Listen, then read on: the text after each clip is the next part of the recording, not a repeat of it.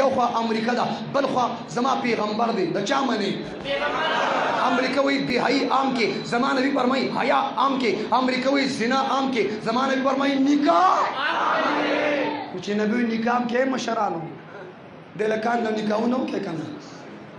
امریکا وی زنا عام کې او زنا عام کول پر امریکنن په میډیا باندې نن سوشل میډیا پرنٹ میډیا باندې ملاله یوسفزئی پنوم باندې یو بے حیا یو بربنده یو لغړه خزه میدان ته روخ کیدا اور آغا ملاله یوسفزئی هغه دا بیان ورک چې د نکاح پارم باندې دستخط ته ضرورت نشته نکاح رجسٹرار ته کېناستو ته ضرورت نشته د یو سړي په نکاح کې ځان بند کول ته ضرورت نشته دا ژوند دپاره خو پارټنر هم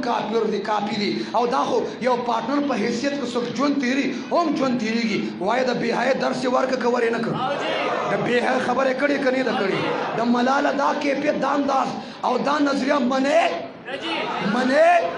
او دا لا خوبونه ویني دا لا خوبونه ویني وایي زه به په مستقبل کې د پاکستان وزیر اعظم یم قبولم ده قبولم ده قبولم ده ستا هغه نه یادوم قبولم ده قبولم ده وزیر اعظم یې دپاره هم قبوله ده ما یو صبر وکړه انشاءالله له تا دې خدای راولي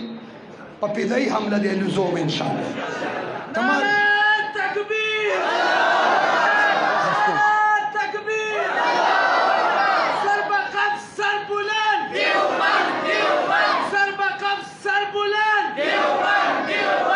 دیوجنا مساجد مدارس آباد کو تبلیغی مراکز آباد کو خانقاهونه آبادو به د ختم نبوت دفاع به څوک څوک کوي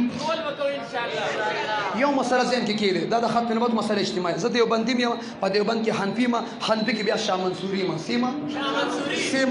خو چې د ختم نبوت مسله راغله جسه د ختم نبوت مسله کې که بریلوي حضرات